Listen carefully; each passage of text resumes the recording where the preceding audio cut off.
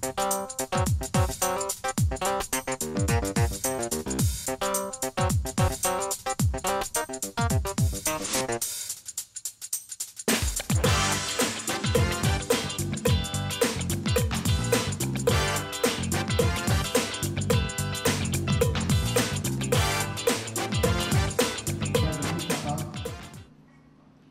الندوة وهي تتمة لسلسلة التي انطلقت السنة الماضية، والتي كانت بدايتها بالملتقى الوطني الأول حول التأمينات والمسؤولية المدنية للمهندس المعماري في جانفي 2015، ثم تلتها الندوة حول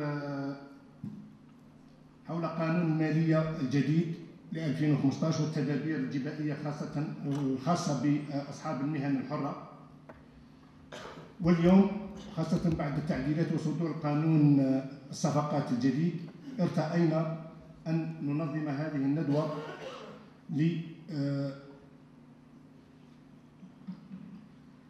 والدخول المرسوم التنفيذي والدخول المرسوم الخاص الرئاسي الخاص بقانون الصفقات العمومية حيز التنفيذ، القانون الجديد رقم 15/247 والمتضمن تنظيم الصفقات العمومية وتفويضات المرفق العام.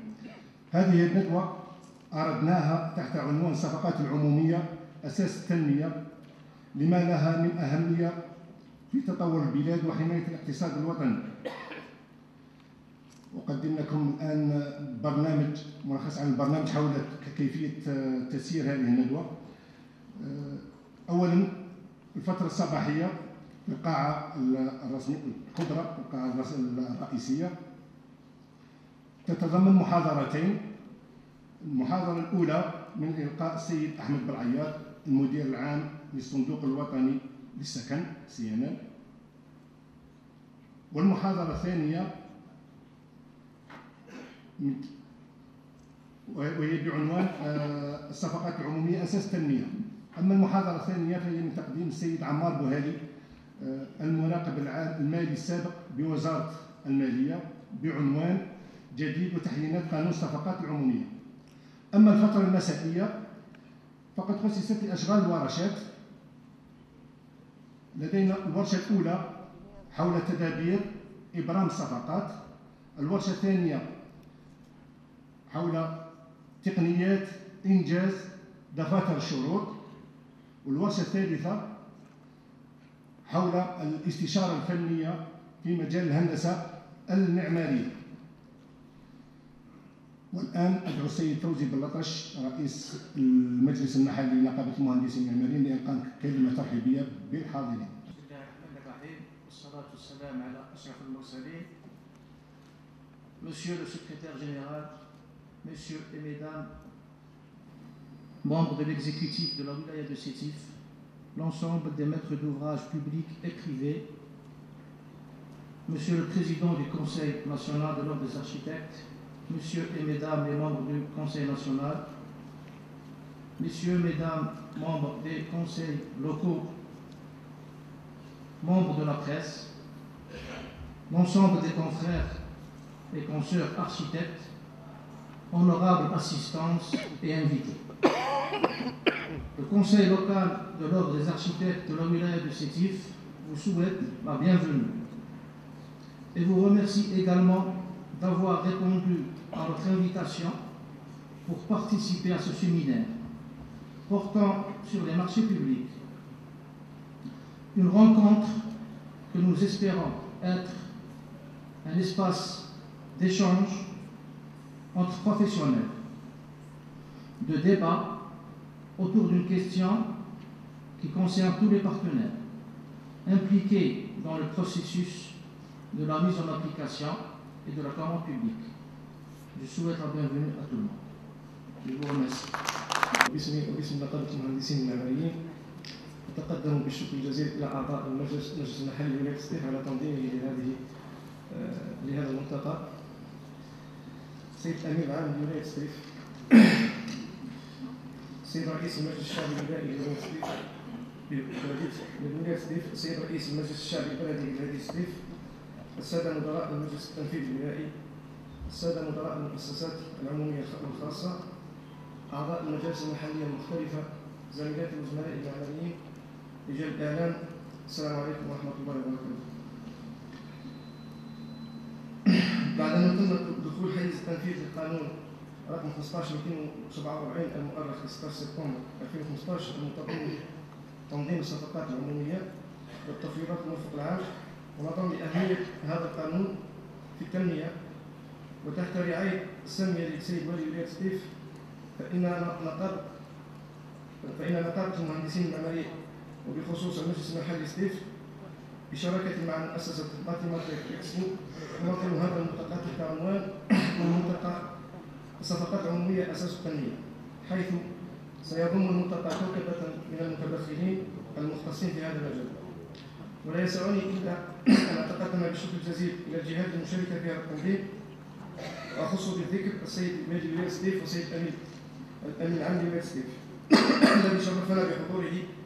كما أنتهز هذه الفرصة لإبلاغ كل المسؤولين سواء على المستوى المحلي أو الوطني بإبلاغهم بأن نقابة المهندسين المعماريين تعتبر شريكا للسلطات العمومية في ميدان البناء والتعمير، وهي كذلك كما يحدده القانون. وفي الأخير نتمنى لأشغال هذا الملتقى النجاح. السلام عليكم ورحمة الله وبركاته. Mesdames et messieurs, il m'est agréablement aujourd'hui permis de vous souhaiter la bienvenue à l'occasion de ce séminaire très important que nous organisons en partenariat avec le bureau Sétif, car nous sommes le partenaire événementiel donc, de l'Ordre des architectes de Sétif, et nous le soutenons dans toutes les actions d'intérêt public, notamment les rencontres professionnelles qui ont pour thème des sujets techniques et scientifiques à destination des professionnels intervenant dans l'acte de bâtir. Concernant ce thème, nous pensons que c'est un thème très très important, car aujourd'hui la commande publique joue un rôle très important dans le développement socio-économique durable du pays. Étant donné que l'État est le premier donneur d'ordre, donc il y a une donnée macroéconomique très évidente qui dit que plus la demande augmente, plus l'offre augmente. Et le cas de la village de Sétif illustre très bien ce que je viens de dire. Sétif est un pôle de construction très important du pays. En parallèle, nous constatons un tissu industriel qui est caractérisé par un nombre important d'entreprises de production de matériaux de construction, mais aussi la présence d'entreprises de réalisation très importantes. Mais ce qui est le plus frappant, c'est que l'université de Sétif produit annuellement environ 150 architectes, et je pense qu'il y a aussi le même chiffre qui concerne les ingénieurs de génie civil. Ce qui fait qu'il y a une présence très importante de prescripteurs. Au niveau du Cloa, il y a 450 architectes à l'ouvrier. Ce qui fait qu'il est évident que l'offre évolue en parallèle avec la commande publique. Donc nous sommes en présence d'une situation concurrentielle. Et tous ces opérateurs que la loi considère comme des partenaires contractants ont un point commun. Ils ont tous le même droit à la liberté d'accès au marché public. C'est pour cela que le Code des marchés publics est important. Il fixe les règles de détermination des besoins des services contractants. Ces besoins doivent être déterminés en se basant sur des données très objectives. Il faut qu'il y ait des exigences très objectives qui se réfèrent à des normes, à des référentiels techniques. C'est pour cela que nous avons organisé ce séminaire pour que tous les opérateurs, à travers les ateliers, les recommandations qu'ils vont donc formuler, travaillent ensemble à unir leur compréhension des textes et surtout leur interprétation, afin que les procédures de passation des marchés publics soient effectuées d'une manière très transparente et que, comme objectif final, nous pouvons aboutir donc à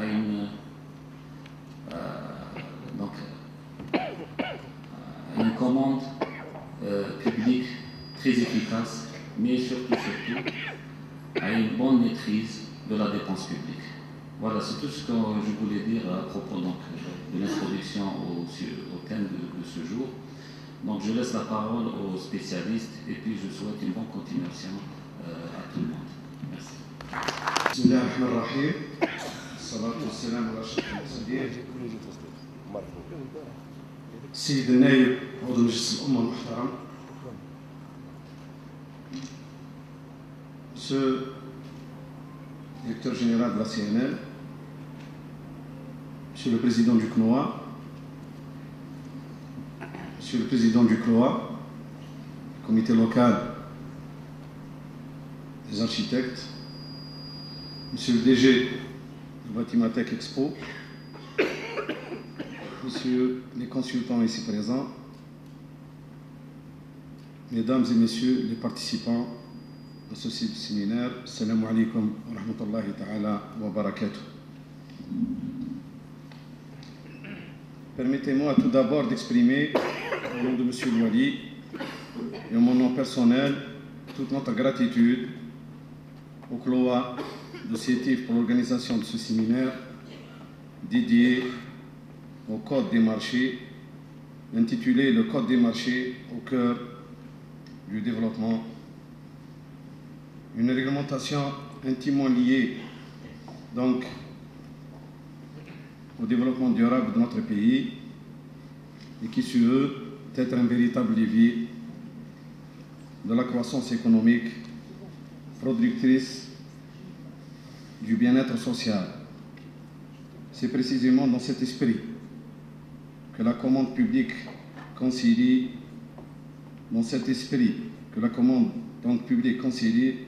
développement économique d'une part et la prise en charge des besoins sociaux des populations d'autre part.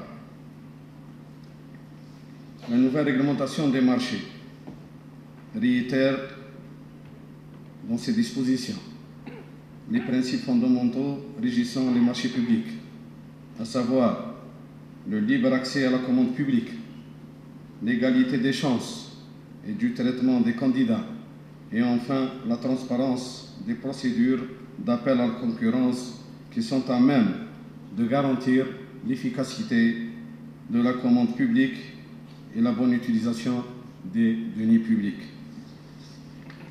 À ce titre, le décret présidentiel 15-247 du 16 septembre 2015 a défini le champ d'application et les modalités de passation des marchés, les conditions présidant à l'élaboration des cahiers de charges et celles relatives aux missions des contractants. Nul doute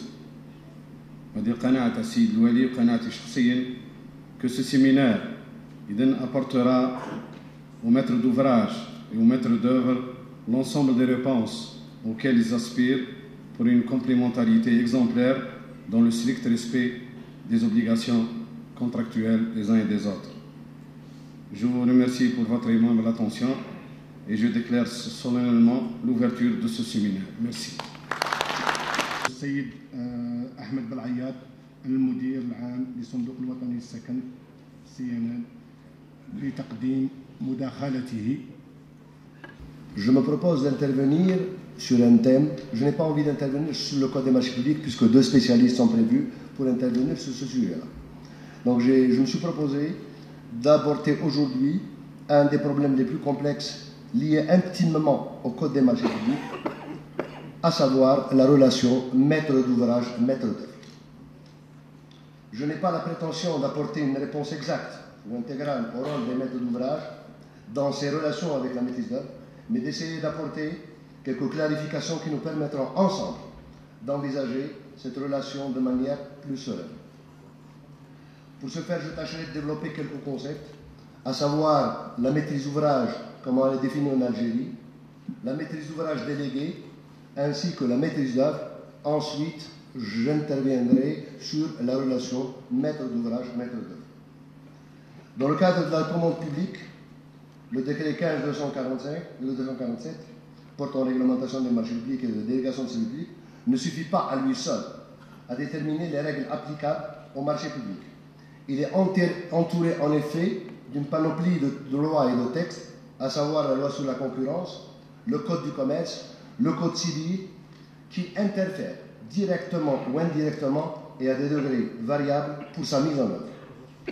Par ailleurs, le décret présidentiel en lui-même prévoit qu'une série de textes viendrait conforter et compléter ce dispositif. Il est prévu environ 30 arrêtés ministériels, quelques arrêtés interministériels et 3 décrets. Donc le texte en lui-même, en l'état actuel, n'est pas complet.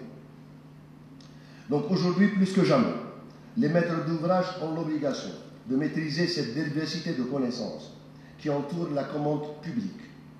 Les tâches des responsables publics sont de plus en plus ardues et lourdes et engagent des responsabilités de plus en plus importantes. Elles entraînent une nécessité de professionnalisation de l'activité de la maîtrise d'ouvrage par le renforcement de la ressource humaine ou privée dans le cadre de l'assistance à maîtrise d'ouvrage. Nous avons un nouveau concept, à savoir l'assistance à maîtrise d'ouvrage, qui a été introduit par l'ancien décret et qui a été conforté cette fois-ci de manière plus explicite, et notamment avec le décret 14.320 relatif à la maîtrise d'ouvrage déléguée, qui lui a consacré cette notion d'assistance à maîtrise d'ouvrage. Donc, nous considérons la maîtrise d'ouvrage comme un métier et non plus comme une fonction administrative. Nous avons quelques critiques à dire par rapport justement au décret 14.320 qui est venu consacrer la notion d'ordonnateur secondaire et non pas la notion de maître d'ouvrage délégué au sens professionnel du terme. Donc la définition de la maîtrise d'ouvrage déléguée, de la maîtrise d'ouvrage, bien que ce soit un concept large et global, a été définie dans l'article 7 du décret législatif 94-07 relatif à la production architecturale comme étant toute personne physique ou morale qui prend la responsabilité pour elle-même de faire, réaliser ou transformer une construction sur un terrain dont elle est propriétaire ou dont elle a acquis les droits à construire. La maîtrise d'ouvrage public ou le maître d'ouvrage public qui, lui, est défini par le décret 94-320 relatif à la maîtrise d'ouvrage et à la maîtrise d'ouvrage déléguée, c'est l'État en qualité de personne morale, de droit public, initiant un projet ou programme en vue de son étude, de sa réalisation, clairement définie et dont les objectifs, les moyens et le résultat attendus sont consacrés. Il est le responsable de la faisabilité, de l'opportunité du projet ou du programme. Le maître d'ouvrage est donc l'entité porteuse du besoin. Il exprime et le formalise. Il définit aussi l'objectif du projet et le budget à lui consacrer en arrêtant l'enveloppe financière prévisionnelle et en veillant bien sûr à en assurer le financement tout au long de la production de l'opération. À ce titre, il peut recourir dans les conditions prévues par la réglementation en vigueur à la maîtrise d'œuvre qui doit permettre et apporter une réponse architecturale, environnementale, technique et économique au projet ou au programme. Une première relation maître d'ouvrage, maître d'œuvre est donc définie à ce niveau. La maîtrise d'ouvrage déléguée, quant à elle, elle a été définie effectivement par un article du décret toujours législatif de 94-07 comme étant toute personne physique ou morale dûment mandatée. On s'est inspiré un petit peu du Code civil pour la consacrer dans ce concept-là, par le maître de l'ouvrage pour faire réaliser ou transformer une construction de manière générique. Quant au maître d'ouvrage délégué au sens du nouveau décret, c'est l'établissement ou l'organisme public au profit duquel le projet ou programme est délégué par le maître d'ouvrage par voie de convention de maîtrise d'ouvrage délégué, chargé de l'exécution ou de la réalisation de tout ou partie du projet ou programme. Et là, j'ouvre un petit peu une parenthèse. Le décret arrête pratiquement la maîtrise d'ouvrage déléguée à la réception définitive. C'est-à-dire que le devenir du projet ensuite n'est plus assumé par le maître d'ouvrage délégué, si on constate des dysfonctionnements, mais il est assumé par le maître de l'ouvrage. Ça, c'est un petit... je dirais, le texte en lui-même est incomplet en l'état actuel des choses. Deuxièmement, vous vous êtes rendu compte qu'actuellement, les maîtres d'ouvrage délégués n'ont pas de convention qui les lie au maître d'ouvrage. Il y a un texte qui doit apparaître et que nous attendons, qui doit définir un petit peu les missions des uns et des autres. Donc, je ne vais pas m'attarder longuement ici. J'attire votre attention seulement qu'il y a un phénomène, que le décret a défini la notion de maîtrise d'ouvrage déléguée pour les seules dépenses d'équipement de l'État. C'est-à-dire que les collectivités territoriales, pour consacrer un nouveau vocable dans le nouveau décret sur les marchés publics, sont exclues de ce dispositif de la maîtrise d'ouvrage déléguée. Et là, c'est un manque de ce texte. Un texte doit être de portée générale. Les collectivités locales ne sont pas. C'est-à-dire qu'un EPIC local de la wilaya ou de l'APC ne peut pas être maître d'ouvrage délégué pour des opérations initiées par ces deux collectivités. Là, ça pose un problème. Je ne sais pas comment vont faire les collectivités locales pour parer à ce dysfonctionnement. Donc, pour ce qui est de la maîtrise d'œuvre, je vais défoncer des portes ouvertes, je vais vous rappeler un petit peu vos missions, ce qui vous concerne. Le maître d'œuvre en architecture, au sens du décret 94, toujours législatif 84, est l'architecte agréé qui assure la conception et le suivi de la réalisation d'une construction. Le maître d'œuvre est donc l'entité chargée de concevoir le projet. Il peut s'agir d'un bâtiment à construire ou à rénover, selon le programme fourni par le maître d'ouvrage, diriger l'exécution des marchés des travaux, proposer le règlement retenu par le maître de l'ouvrage pour réaliser dans les conditions. Donc, le règlement, ce sont les délais, la qualité et le coût fixés par le maître de l'ouvrage. Donc, c'est là où intervient le maître d'œuvre. Elle est de ce fait, donc la maîtrise d'œuvre, responsable des choix techniques inhérents à la réalisation de l'ouvrage conformément aux exigences de la maîtrise d'ouvrage.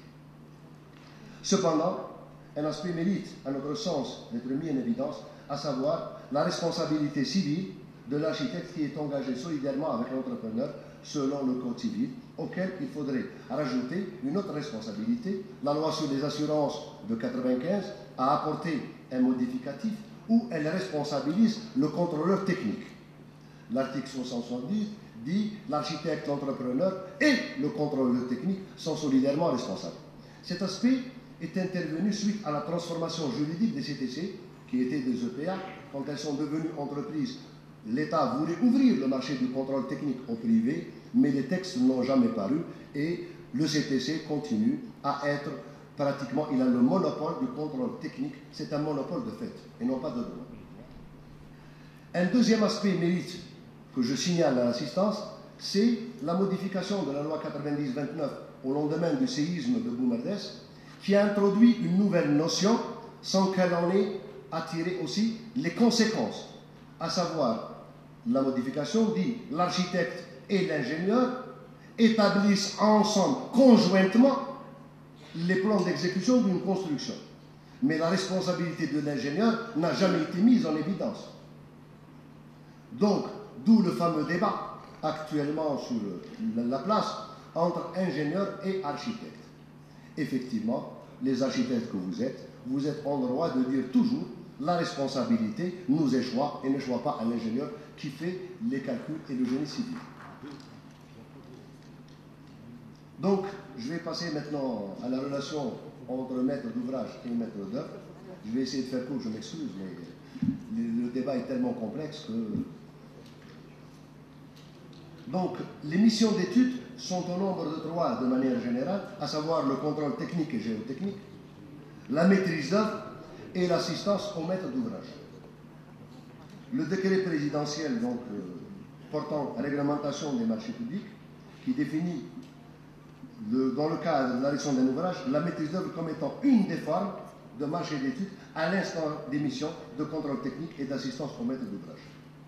Et l'arrêté interministériel lui-même portant aux modalités d'exercice de la maîtrise d'œuvre en bâtiment sont les principaux textes qui encadrent la relation entre le maître d'ouvrage public et la maîtrise d'œuvre.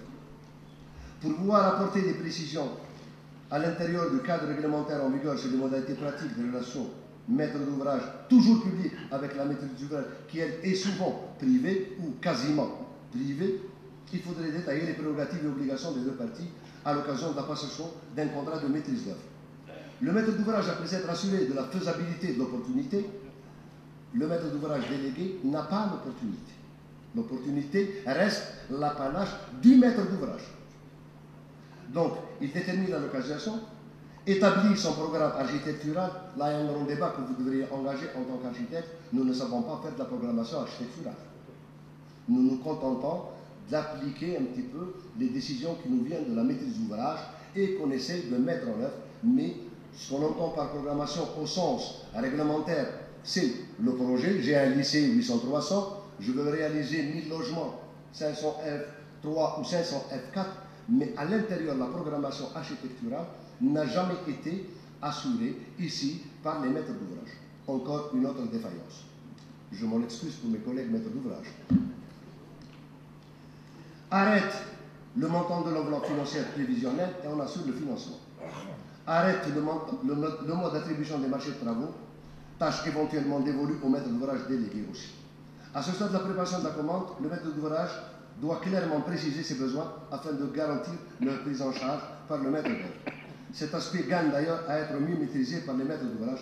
Il s'agit de préciser les dimensionnements de l'ouvrage à concevoir, effectif, surface, les usages ou services associés à l'ouvrage dans le cas d'un bâtiment, les attentes du maître d'ouvrage liées aux évolutions possibles de l'ouvrage, la capacité d'extension, les possibilités d'extension, la définition des modes de fonctionnement de l'ouvrage. Pour un bâtiment, ce sont par exemple l'accueil, la réception, le public, le back-office, le front-office, quand vous réalisez une agence bancaire, la définition des surfaces utiles et de le fonctionnement entre eux. D'un autre côté, en contrepartie, le maître d'œuvre a pour mission d'apporter une réponse architecturale, technique et économique. Et c'est là où le maître d'œuvre, en l'absence du véritable maîtrise d'ouvrage, empiète sur les attributions du maître de l'ouvrage en lui imposant des choix parfois. Et c'est le constat de manière générale que nous constatons sur le terrain. La maîtrise d'œuvre, qui n'est donc qu'une partie de l'étude, comporte l'exécution notamment des missions suivantes: les études préliminaires, diagnostiques ou d'esquisse, les études d'avant-projet sommaires et détaillées, les études de projet, les études d'exécution, ou lorsque c'est l'entrepreneur qui fait l'étude par un procédé technologique, il doit apposer son visa. Donc c'est le maître d'œuvre l'architecte qui doit apposer son visa. L'assistance du maître d'ouvrage dans la passation, la direction et l'exécution des travaux, l'ordonnancement, la coordination, on garde ces trois concepts: ordonnancement, coordination, pilotage. Alors ça va aller au-delà pour moi de l'assistance à maîtrise d'ouvrage, parce qu'il assiste même en amont le maître d'ouvrage pour définir ses besoins. Il faut remarquer que la mission assistance dans le choix d'entrepreneur a été supprimée de ce nouveau texte. Vous avez 4 missions à l'époque, dans le cadre de l'arrêté du 15 mai 88, on a enlevé cette mission, parce qu'elle a posé beaucoup de problèmes, aussi bien au maître d'ouvrage qu'au maître de l'œuvre. Le maître de l'œuvre peut proposer un dessin à réaliser, donc un projet, mais il dit que pour réaliser ce besoin-là, il me faut une entreprise de telle dimension. Le maître d'ouvrage ne le suit pas souvent dans ses choix. Il est libre de choisir une autre entreprise. Et ça a créé beaucoup de conflits. Et je pense que ce texte a apporté une réponse qui délimite davantage les responsabilités. Donc, tout ce qui est consacré cette fois-ci dans l'architecture, surtout dans les concours d'architecture, le concours d'architecture est consacré. Bien qu'on ait enlevé beaucoup d'aspects qui étaient que les architectes avaient pris pratiquement de droit, qui se sont accaparés des missions qui ne relèvent pas de leurs prérogatives, mais qui sont accaparés par absence de corps de métier. Nous discutons hier avec 2 collègues architectes, la restauration, qui est un métier très particulier, la réhabilitation, qui sont des métiers très particuliers, qui ne font pas appel forcément à un architecte. Donc on a besoin d'autres connaissances, ou à ce moment-là, et j'avais préconisé qu'il y ait un débat entre l'enseignement supérieur, un débat avec le ministère de la Culture et le ministère de l'Habitat pour intégrer cette dimension peut-être dans le cursus des architectes futurs à former en Algérie. Donc ici, je vais essayer de parler un petit peu de la relation et je voulais attirer votre attention sur un aspect. Actuellement, l'assistance à maîtrise d'ouvrage, elle est publique pratiquement vers le privé. Mais il y a un seul cas de figure où l'assistance à maîtrise d'ouvrage, ça devient une assistance à maîtrise d'œuvre. Et je parlais à juste titre de la restauration. Dès lors qu'un architecte prend un projet de restauration, il est obligé de faire appel à un spécialiste en restauration et c'est une assistance pratiquement technique. Voilà un petit peu l'exception du texte relatif à l'assistance à maîtrise d'ouvrage. Donc, je vais essayer de définir un petit peu les missions de l'assistance à maîtrise d'ouvrage Elle est à caractère administratif, financier et technique. Cependant, dans ses missions réelles, il établit un dialogue avec le maître de l'ouvrage, il situe les besoins d'assistance, maîtriser le processus de la demande et de l'offre, rassembler et organiser les compétences, mobiliser les compétences et qualifications personnelles, construire la proposition d'assistance de manière claire et intelligible, mais pas de manière simplifiée. En conclusion, j'espère avoir lancé quelques pistes de réflexion qui permettront peut-être d'engager ou d'aboutir à une professionnalisation de la maîtrise d'ouvrage. Et là, j'y tiens, c'est une chose qui me tient à cœur, peut-être par mon passage à l'OQGI, ça me reste un petit peu quelques bribes. Et également à une professionnalisation également de la maîtrise d'œuvre. Il faudrait qu'on sache quelles sont nos missions, quelles sont nos relations avec ces maîtres de l'ouvrage, puisque la plus grosse commande des bureaux d'études actuellement, elle est publique, elle n'est pas privée. Donc, je n'omettrai pas de dire que l'assistance à la maîtrise d'ouvrage est un autre métier non encore codifié, puisque c'est un simple texte, il n'est pas codifié ni barémé, d'accord, et qui nécessite à lui seul un ancrage particulier. Je vous remercie. شكرا جزيلا للسيد العياط على هذه المداخلة، خاصة تركيزه على العلاقات الناشئة بين أصحاب المشاريع العموميين، خاصة الآمرين بالصرف وكذا المستشارين الفنيين من جهة أخرى، وكذلك حديثه عن المسؤولية المدنية للمستشار الفني في فعل البناء. دون إطالة أدعو السيد عمار بوهالي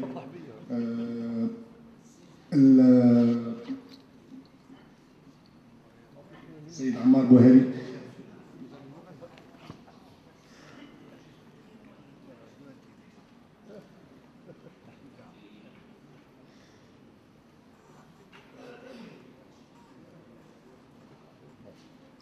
السيد عمار بوهالي المراقب المالي لوزارة المالية سابقا لتقديم محاضرته الثانية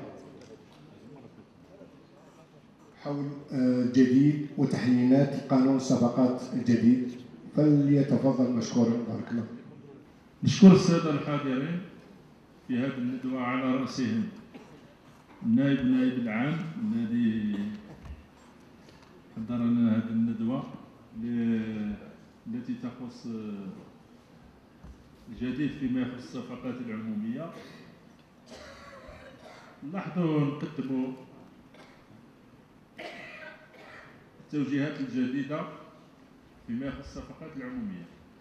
عندنا نبداو بالobjectif de la nouvelle réglementation des marchés publics.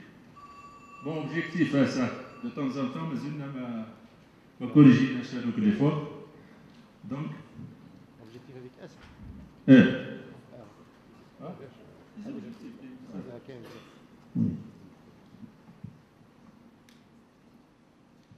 Bon, ce qui est nouveau, l'association des représentants du patronat public et privé, la capitalisation de l'expérience des praticiens, permettre aux services contractants de satisfaire leurs besoins dans la transparence et dans le respect des conditions d'économie et de rationalisation de l'utilisation des deniers publics. La participation de l'outil de production nationale, quel que soit le statut de l'entreprise, à la commande publique et protection de cet outil. L'encadrement du dispositif relatif de dématérialisation des marchés publics, réglementation des contrats de délégation de services publics et l'institution d'une autorité chargée de réguler le marché public et les délégations de services publics. Qu'est-ce qu'un marché public? Contrat écrit au sens de la législation en vigueur passé à titre onéreux pour répondre à des besoins du service contractant en matière de travaux, de fourniture, de services et d'études. La définition du marché, c'est l'article 2 du décret présidentiel 15-247. Il nous a apporté des variations, la variation économique, l'actualisation du prix, article 98 et suivant, Le principe, l'article 99, notification marché aux soumissionnaires retenus avant l'expiration du délai de validité des offres, et les exceptions, c'est la prorogation de la durée de validité, après accord des soumissionnaires concernés. Cette prorogation est d'un mois systématique pour l'entreprise attributaire du marché.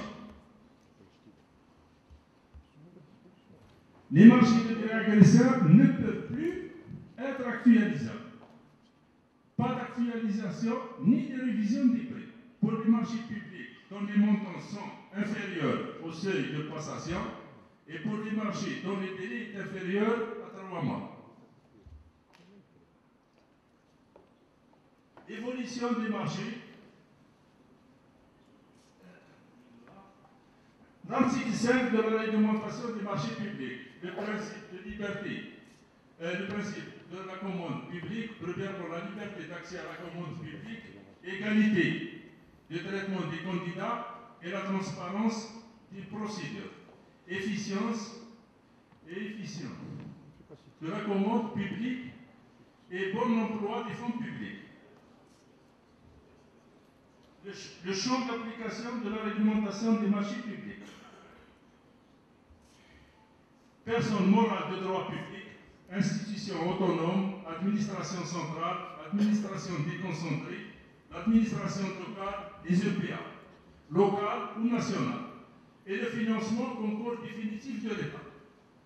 Les personnes morales de droit privé, établissements publics soumis à la législation régissant des activités commerciales, lorsque ceux-ci sont chargés de la réalisation d'une opération financée totalement ou partiellement sur concours temporaire ou définitif de l'État ou des collectivités territoriales. Ces établissements sont tenus d'adapter leurs propres procédures à la réglementation des marchés publics et de les faire adopter par leurs organes habilités qui est le conseil d'administration.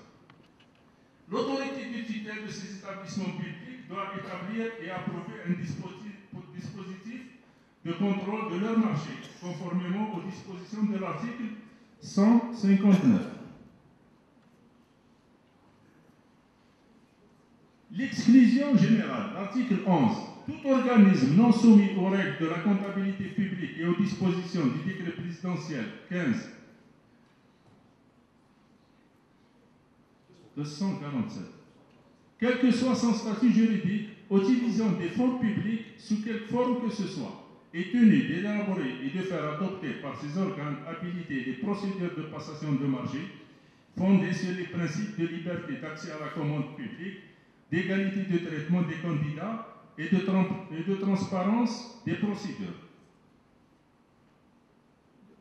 L'article 10. Les marchés publics passés par un maître d'ouvrage délégué au nom et pour le compte d'un maître d'ouvrage en application d'une convention de maîtrise d'ouvrage délégué sont soumis à la réglementation des marchés publics. On a problème de 1962 jusqu'à ce jour qui met la maîtrise d'ouvrage, le maître d'œuvre. Ça veut dire que c'est une convention signée entre l'ordonnateur et le maître d'œuvre, qui est de 4% généralement, il n'y a un ancrage juridique régissant le taux jusqu'à ce jour. Okay. On a soulevé le problème pour le ministère des Finances, chef à l'habitat. Le 14. Ah, ben après le refus. Puisqu'on a refusé, on a jabolé une convention, j'ai rejeté en 2012. Bon, alors, ils ont pris attache avec l'habitat et l'hydraulique, et le monde n'a pas ce texte, ils l'ont réglementé. Donc, j'ai dit le notaire.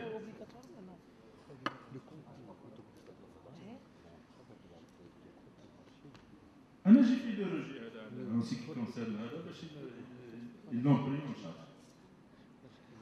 Les contrats exclus du cadre de la réglementation des marchés publics au nombre de 8. Les contrats passés par les institutions et les administrations publiques et les établissements publics à caractère administratif entre eux. Les contrats passés avec les établissements publics exerçant une activité qui n'est pas soumise à la concurrence.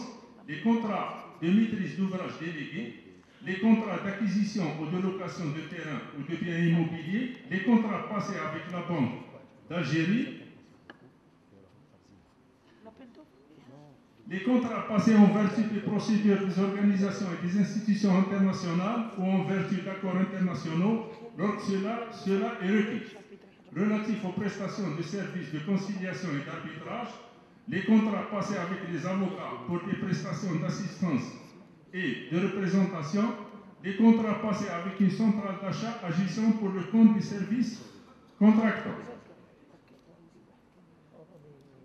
Les entreprises publiques économiques ne sont pas soumises au dispositif de passation des marchés publics, toutefois elles sont tenues d'élaborer et de faire adopter par leurs organes sociaux des procédures de passation de marché selon leurs spécificités fondées sur les principes de liberté d'accès à la commande publique, d'égalité de traitement des candidats et de transparence des procédures.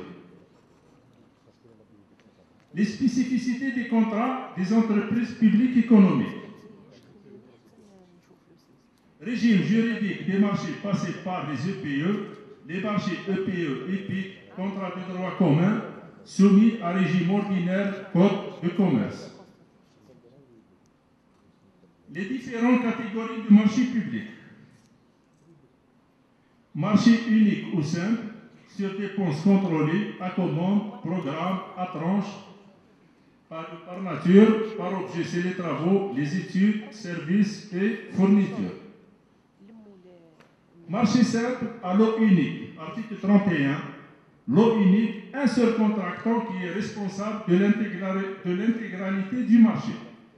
Lot unique, un groupement conjoint ou solidaire, article 81. Donc l'engagement solidaire est par exemple un délit défaillant, les autres membres ils prennent en charge la tâche qui est la conjoint, il est responsable uniquement de sa tâche.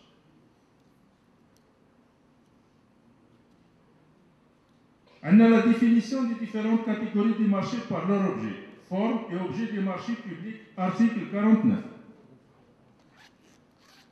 Le marché public de travaux, réalisation, ouvrage ou des travaux de bâtiment ou de génie civil, construction, rénovation, entretien, réhabilitation, aménagement, restauration, réparation, confortement ou démolition d'un ouvrage ou partie d'ouvrage, y compris les équipements associés nécessaires à leur exploitation. Un ouvrage est un ensemble de travaux de bâtiment ou de génie civil dont le résultat remplit une fonction économique ou technique. Lorsque le marché a pour son objet principal la réalisation de travaux, le marché est de travaux. Si des prestations de services sont prévues au marché, il est qualifié de marché de travaux.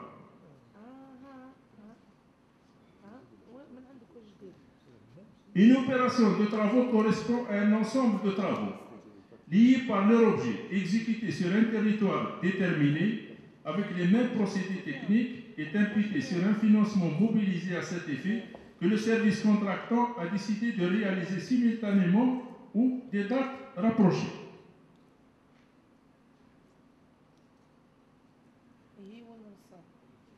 Les marchés publics de fourniture, l'acquisition, location ou location-vente avec ou sans option d'achat de matériel ou de produits, quelle que soit leur forme. On a fait même le cas de leasing.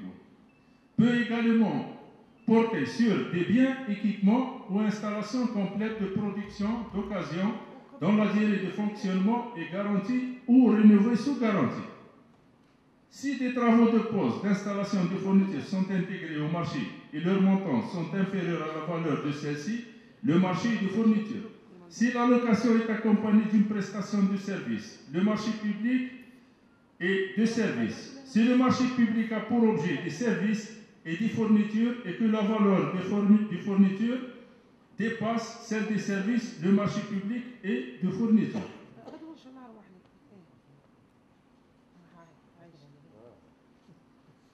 Le marché public d'études, réalisé de prestations intellectuelles. Les études de travaux recouvrent les missions de contrôle technique ou géotechnique, de maîtrise d'œuvre et d'assistance au maître de l'ouvrage. Les études de maître d'œuvre, réalisation d'un ouvrage, projet urbain ou paysager, comportent l'exécution des missions ci-après. Les études primaires de diagnostic ou d'esquisse, les études d'avant-projet sommaire et détaillé, les études de projet, les études d'exécution ou lorsque c'est l'entrepreneur qui les effectue leur visa.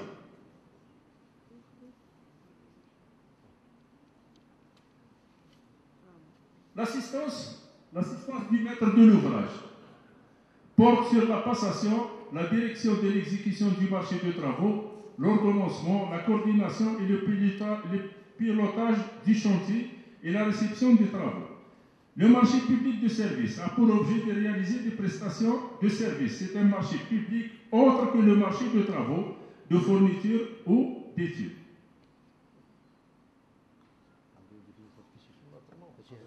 Le marché études et réalisations. L'article 35, utilisé à titre exceptionnel dans le marché de travaux pour des motifs d'ordre technique, rend indispensable l'association de l'entrepreneur aux études de conception de l'ouvrage. Il est conclu à prix global et forfaitaire. Prévoir dans le cahier des charges au niveau de l'évaluation technique une préqualification relative à la phase étude. Le marché est confié à un seul partenaire co-contractant. Utilisation obligatoirement de la procédure d'appel d'offres restreint. Un jury est constitué, c'est l'article 49, pour donner son avis sur le choix du projet. Les prestations objets de l'étude comprennent au moins un avant-projet sommaire pour un ouvrage de bâtiment et un avant-projet détaillé pour un ouvrage d'infrastructure. Possibilité de recours à un marché d'études, réalisation et exploitation ou maintenance, ou à un marché de réalisation, exploitation ou maintenance. Dans ce cas, le cahier de charge doit prévoir des exigences de performance à atteindre mesurables qui font l'objet d'un critère d'évaluation technique assorti du critère coût global.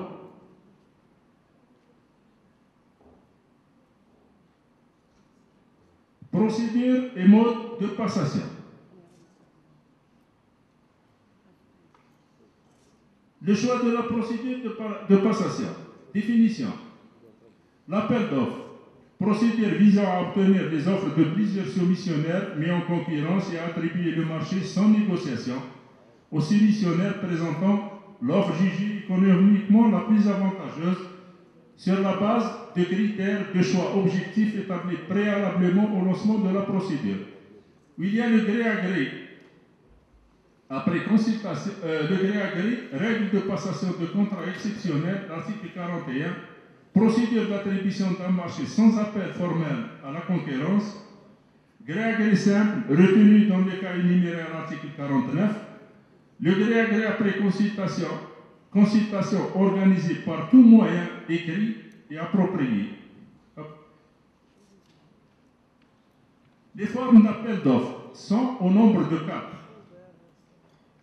Le gré à gré qui marque quand il s'agit d'une institution gouvernementale ou d'un secret, de l'ouvrage ou là, ça veut dire directement le gré à gré après consultation. Parmi les recours au gré à gré après consultation. Les appels d'offres sont au nombre de 4. Ouvert, restreint, appel d'offres, le concours, pardon, appel d'offres ouvert avec exigence de capacité minimale. L'article 85, lorsque la production nationale ou l'outil de production nationale sont en mesure de répondre aux besoins à satisfaire, le service contractant, ce dernier doit lancer un appel à la concurrence nationale sous réserve des exceptions. Le service contractant doit tenir compte des potentialités des entreprises de droit algérien, notamment des petites et moyennes entreprises, pour leur permettre de participer dans le respect des conditions optimales relatives à la qualité, au coût et au délai de réalisation. Privilégier l'intégration à l'économie nationale et l'importance des lots aux produits sous-traités ou acquis sur le marché algérien. Prévoir dans le cahier des charges un dispositif permettant d'assurer la formation et le transfert de savoir-faire. Obligation de sous-traiter au minimum 30% du montant initial du marché à des entreprises de droit algérien d'attribution à un étranger. Donc, la kharine est attribuée à un étranger. Prévoir dans le cahier des charges le recours aux produits locaux, si équivalent aux produits importés. Sous-traitance étrangère interdite, s'il existe, les entreprises algériennes. Recourir aux sous-traitants étrangers que lorsque les entreprises de droit algériennes ne sont pas en mesure de répondre à ces besoins. L'appel d'offres ouvert avec exigence de capacité. C'est l'article 44. Seuls candidats répondant à certaines conditions minimales d'éligibilité définies avant le lancement de la procédure peuvent participer à la compétition. Les conditions d'éligibilité concernent les capacités techniques, financières et professionnelles. Doivent être proportionnées à la nature, la complexité et l'importance du projet. Il n'y a pas une sélection préalable des candidats. L'appel d'offres restreint, c'est l'article 45. Procédure de consultation sélective selon laquelle seuls les candidats préalablement présélectionnés sont invités à soumissionner. Utilisé uniquement pour les marchés d'études ou d'opérations complexes et ou d'importance particulière. Le nombre maximum de candidats invités à soumissionner après présélection peut être fixé à 5. Les modalités de présélection et de consultation dans le cadre de l'appel d'offres restreint doivent être prévues dans le cahier des charges. Le service contractant peut recourir à l'appel d'offres restreint en recourant à une shortlist d'opérateurs économiques qualifiés qu'il a dressé à l'occasion de la réalisation d'opérations d'études d'ingénierie complexes ou d'importance particulière et ou d'acquisition de fournitures spécifiques à caractère répétitif. Dans ce cas, la présélection doit être renouvelée tous les 3 ans.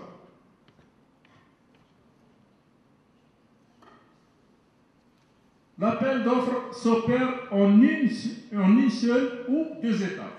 En une seule étape, procédure est lancée sur la base des spécifications techniques détaillées établies par référence à des normes et ou de performances à atteindre ou d'exigences fonctionnelles. En 2 étapes, exceptionnellement, lorsque la procédure est lancée sur la base d'un programme fonctionnel.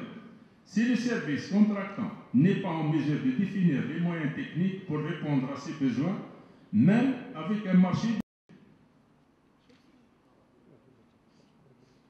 L'appel d'offres restreint en 2 étapes.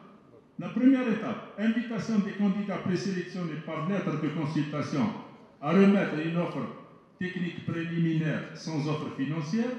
Les offres non conformes au cahier de charges sont rejetées.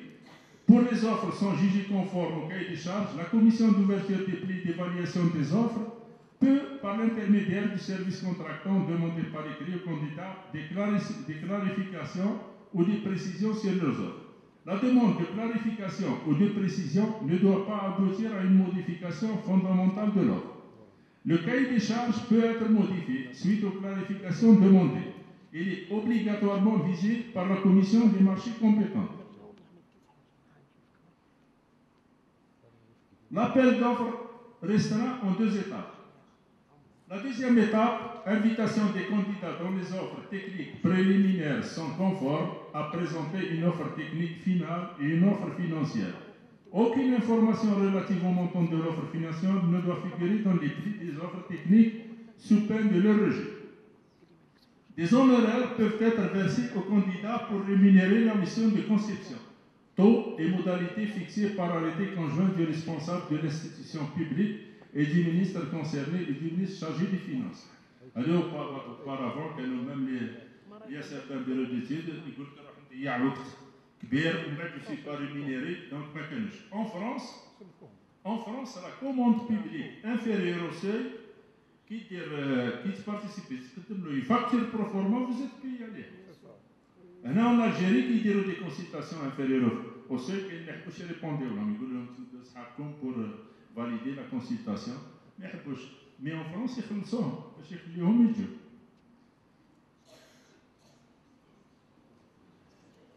Le concours, c'est l'article 47 et 48. Définition, procédure de mise en concurrence d'hommes, de l'art, Avis du géré, cité à l'article 48, pour le choix d'un plan ou d'un projet conçu en réponse à un programme établi par le maître d'ouvrage en vue de la réalisation d'une opération comportant des aspects techniques, économiques, esthétiques ou artistiques particuliers, avant d'attribuer le marché à l'un des lauréats du concours. Il peut être restreint obligatoirement pour la maîtrise d'œuvre ou ouvert avec exigence de capacité minimale.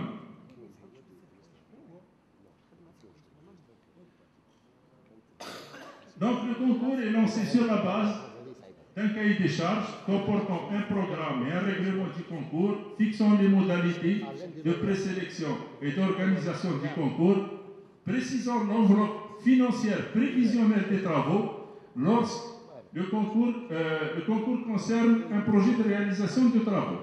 Le nombre maximum de candidats qui seront invités à soumissionner après présélection peut être limité à 5. Le marché est attribué après négociation au lauréat qui a présenté l'offre économiquement la plus avantageuse. Cas d'utilisation, le concours. Le principe doit être utilisé notamment dans le domaine de l'aménagement du territoire, de l'urbanisme, de l'architecture et de l'ingénierie ou des traitements de données. L'exception, le marché de maîtrise d'œuvre de travaux n'est pas obligatoirement passé selon la procédure de concours si son montant ne dépasse pas le seuil de passation. Son objet concerne l'intervention sur un bâti existant ou sur un ouvrage d'infrastructure ou ne comportant pas de mission de conception. Mais un géré, conformément à l'article 48 après, est désigné pour donner son avis sur le choix du plan et du projet. Le concours. Procédure. En cas de concours restreint, la procédure se fait en 2 étapes. Première étape, invitation des candidats à remettre uniquement le dossier de candidature, ouverture et évaluation. La deuxième étape, invitation des candidats présélectionnés dont le nombre maximum peut être fixé à 5, remettre les plis de l'offre technique, des prestations et de l'offre financière. Le service contractant est tenu d'assurer l'anonymat des plis des prestations du concours avant leur transmission au président du jury. L'anonymat de ces plis doit être assuré jusqu'à la signature du procès verbal du jury. Le concours est déclaré infructueux dans les conditions prévues à l'article 40. Le service contractant peut recourir au gré à gré après consultation, donc l'infructuosité, aucune offre n'est présélectionnée après évaluation ou aucune offre reçue, ou l'enveloppe financière ne suffit pas. Le concours, article 47, suite. Évaluer des prestations par un jury se compose de membres qualifiés dans le domaine considéré indépendant des candidats, liste fixée par décision du responsable de l'institution publique, du ministre, du wali ou du président de l'APC concernée. Indemnités sont à attribuer aux membres du jury selon le taux et les modalités fixées par le décret exécutif. Le jury, en cas de nécessité, peut demander des clarifications sur certains aspects des prestations. Le service contractant saisit par écrit les lauréats concernés et leurs réponses écrites font partie intégrante de leur offre. Verser des primes aux lauréats du concours sur proposition du jury pour les projets de construction de bâtiments selon des taux et des modalités fixées par arrêté conjoint du ministre chargé de l'Habitat et du ministre chargé des Finances. Pour les autres projets, les taux et les modalités de versement des primes sont fixés par arrêté conjoint du responsable de l'institution publique ou du ministre concerné et du ministre chargé des Finances. Le marché est attribué après négociation au lauréat qui a présenté l'offre économiquement la plus avantageuse. Procédure de gré à gré.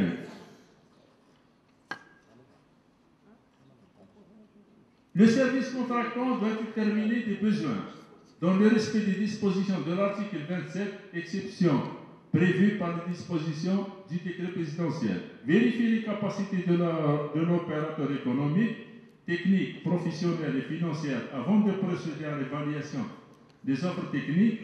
Retenir un opérateur économique qui présente une offre économiquement avantageuses telles que présidées à l'article 72. Disposition nouvelle concernant la procédure de gré à gré simple, le service contractant organiser les négociations dans les conditions fixées à l'article 52 alinéa 6, négociation par un comité désigné et présidé par le service contractant, ça veut dire indépendant de la commission, traçabilité du déroulement de la négociation dans un procès verbal, fonder la négociation de l'offre financière sur un référentiel des prix. L'évaluation des candidatures doit se fonder sur des critères non discriminatoires en relation avec l'objet du marché et en proposition à son. سيد عمر بوهاني. Oui. مازال كاين الورشات خليك كميه المعلومات الورشات. Donc, d'une manière générale, presque par exemple, ils ont créé le comité de litige au niveau local et au niveau du ministère concerné. L'appel d'offres pour passer à le gré à gré après consultation, il faut déclarer l'infructuosité 2 fois de l'avis d'appel d'offres. Quand une offre est préqualifiée techniquement, on peut attribuer le marché. Il y a bien le nouveau code. Oui. Puisque l'ancien code, les gens temporisent, ils freinent l'économie, sur le plan économique de la région. Il y a toujours l'infructuosité, c'est du gaspillage des deniers publics pour le trésor public, c'est un préjudice. Il est puni par la loi. Ou en même temps, on fait des retards d'exécution. J'ai vu dernièrement des marchés légaux de 5 ou bien 6 fois. Dans l'infructuosité, on met la dévaluation du dinar. Sauf le retard, il nous a engendré. Donc, en même temps, la procédure attribue le marché dès la première fois, puisque l'ancien texte, il révèle les soumissions des gens. وتلقى واحد n'a jamais participé في الاخر يعرف كاع شحال بروبوزاو الجماعه يروح يحط لوفر ومن بعد يديه هو لو مارشي. دونك سي اون بروسيدور مليحه. وعندنا concernant par exemple les avenants. Dans les avenants, ils les ont arrêtés à 10. Il faut de la commission. On ne peut pas y aller au-delà de 15% pour les études ou les prestations et 20% pour les travaux et les acquisitions, les travaux, pardon. Là, on ne peut pas y aller. Ça veut dire qu'il faut l'accord de la commission du marché. Il faut justifier pourquoi vous dépassez le seuil de 15 ou bien de 20%. Sinon, la commission peut refuser l'augmentation. Et peut-être elle touche à la concurrence initiale. On a des prestations concernant la part devise.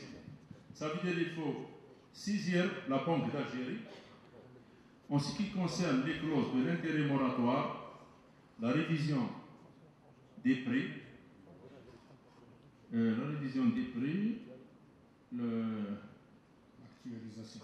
et l'actualisation. Voilà, la troisième. On a... Oui. كمل الوقت مداخلة. قدمت ليسونسيال بارك الله فيك. كاين بعض نهضروا حاجة برك. Concernant l'infructuosité et l'annulation, ça veut dire c'est par lettre recommandée ou accusé de réception, il faut saisir les candidats. On a les offres, les dossiers manquants et incomplets. Enfin, d'une manière générale, il y a beaucoup de... c'est pas en 5 minutes. Merci. شكرا بارك الله فيك سيد ماركو هادي. كاين بعد إلحاح أعضاء رئيس لجنة نصوص بنقابة المهندسين المعماريين ديروا جلسه لنقاش كبير تاع 15 دقيقه. لذلك ادعو السيد احمد بن عياض، السيد عمار بوهادي والسيد عبود بوشريد للتفضل الى المنصه هنا لاجابه على بعض الاسئله، خاصه من لجنه النصوص اللي راهي تعكف الان على اعاده دراسه النصوص المنظمه لمهنه المهندس المعماري لتقديمها للجهات الوصيه من اجل المصادقه عليها. فليتفضلوا مشكورين. شكرا لكم. السؤال الاول السيد احمد بوزيدي رئيس لجنه النصوص بنقابه المهندسين المعماريين. سؤال صغير. السلام عليكم. Alors, Ahmed Bouzidi, architecte, membre du Conseil national. Moi, j'ai deux questions d'ordre général. Donc, la première question, qui me tape un peu l'esprit, le pourquoi d'un nouveau code des marchés abrogeant complètement le code ancien, qui date de moins de 5 ans, et qui a subi 3 modificatifs notables en 2011, 2012 et 2013. C'est-à-dire, d'une façon générale, je demande la philosophie générale de ce nouveau code. La question numéro 2, le nouveau code est rentré en application le 20-12-2015. Et le texte prévoit 2 quotas de crédits d'application et un bon nombre d'arrêtés ministériels.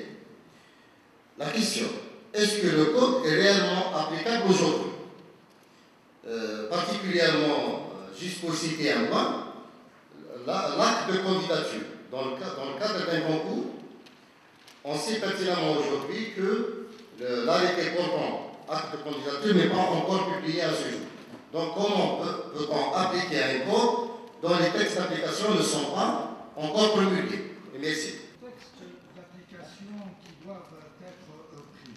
Vous avez quand même une disposition transitoire qui est prévue dans le décret présidentiel 15-247 qui vous dit que les dispositions du décret présidentiel 10-236 qui auraient été reprises dans le décret présidentiel 15-247 demeureront en application jusqu'à promulgation des nouveaux textes. Autrement dit, nous avons à peu près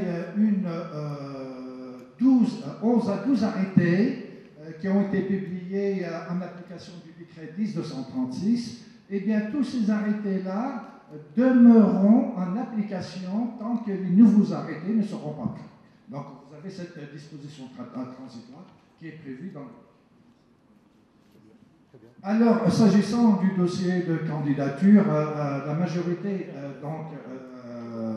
des services contractants, donc la majorité des administrations, ont été rendus destinataires à travers leurs organismes de tutelle, donc des modèles types donc, de la déclaration de candidature, de la nouvelle déclaration de soumission, de la déclaration type de sous-traitance, du modèle type du bon de commande, ainsi que du modèle type du rapport qui doit accompagner les marchés dont le montant est inférieur au seuil de passation, c'est-à-dire inférieur à 12 millions et à 6 millions de dinars, puisque désormais, on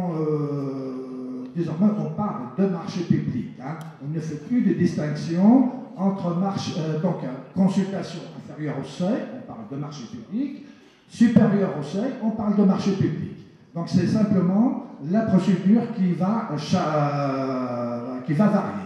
Pour les marchés dont le montant est supérieur au seuil de passation, supérieur donc à 12 millions de dinars et 6 millions de dinars, on va utiliser les procédures formalisées, ce qu'on appelle désormais les procédures formalisées.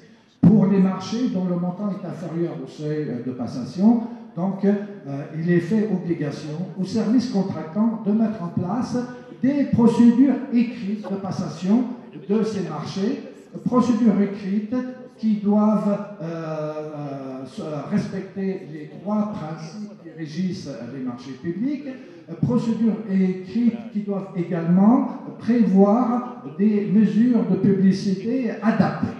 Voilà grosso modo concernant donc, cette réponse. Mais tous les documents ont été diffusés. Maintenant, le problème, c'est un problème d'ordre juridique qui se pose, donc éventuellement, puisqu'ils n'ont pas encore été publiés au niveau du journal officiel. Non, les modèles, ils ont été diffusés par instruction du ministre des Finances, mais la publication au journal officiel n'a pas encore été faite. Donc, c'était pour permettre aux opérateurs économiques de pouvoir prendre en charge les futurs marchés qu'ils entendent lancer. Donc, on a élaboré ces modèles, donc on peut commencer à travailler sur la base de ces modèles-là, il n'y a aucun problème. Bon, le problème juridique, c'est un autre problème. شكرا سيد عبود مشرف. سؤال من السيدة رئيس مجلس محل قسنطينة نقابة المهندسين. تفضل. السلام عليكم. Moi j'ai deux questions à poser. Bon, la première question, les adaptations ne sont pas prévues dans l'actuel code des marchés. Alors c'est-à-dire qu'on se trouve avec des appels d'offres, des concours qui concernent les adaptations des études. Je parle des études. Voilà, ça c'est ma première question. Ma deuxième question, ça concerne l'article 35, c'est-à-dire études et réalisation, dont il stipule c'est-à-dire il faut mettre un jury pour que la partie étude soit d'abord préqualifiée. Après, on peut donner notre accord pour c'est-à-dire dans le choix de l'entreprise. Sachant que sur le terrain, il y a beaucoup de cas où ils l'ont fait directement, c'est-à-dire le choix de l'entreprise sans tenir compte le volet études. Et là, il y a un troisième point, c'est-à-dire qu'il y a des lancements où ils appellent pas études et réalisation, mais études et habilitation. Un nouveau concept qu'on ne connaît pas, n'est pas défini. Et la dernière question, l'article numéro 12, c'est-à-dire estime qu'on peut entamer les travaux sans ODS. Sans ODS. C'est-à-dire l'entreprise peut commencer ses travaux sans ODS, bien sûr sur décision de la rapport motivée, sachant que l'architecte doit avoir sans ODS pour pouvoir commencer l'avant. Donc j'aimerais bien avoir une explication. Et je vous remercie. Je vais répondre maintenant à votre dernière question. Au contraire, madame, la nouveauté, la précision qui a été donnée par notre nouvelle réglementation du marché public, c'est qu'elle vient rappeler au service contractant l'obligation. L'obligation, notamment, de notifier le marché dans les délais de validité. Ça, c'est un élément fondamental, le notifier par ODS. Donc, on a prévu dans le cas où le service contractant ne peut pas attribuer et notifier le marché, avec l'accord de tous les candidats, il pourra éventuellement proroger le délai de validité des offres.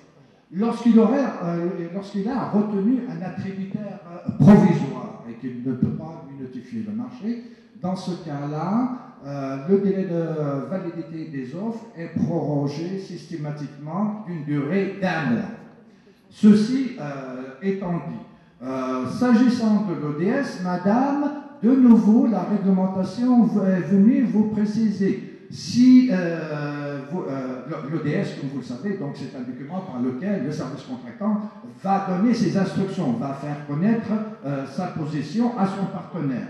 La réglementation du marché public est venue désormais rappeler, préciser d'une manière expresse, si vous ne donnez pas cette instruction ODS, il n'y aura plus possibilité de matérialiser par un avenant. Donc, autrement dit, l'ODS est devenu obligatoire dans tous les cas. Si vous ne donnez pas d'ODS, il n'y a pas possibilité de régulariser par un avenant, puisqu'on a supprimé les avenants de clôture. Et vous savez que l'avenant de clôture, c'était le fourre-tout, c'était la solution qu'on avait trouvée par le passé pour prendre en charge certaines carences des services contractants. Donc l'ODS, madame, est obligatoire. Vous ne pouvez pas commencer s'il n'y a pas d'ODS. Si vous commencez sans ODS, sachez que par la suite, on ne pourra pas régulariser votre situation juridique et donc vous ne pourrez pas être payé.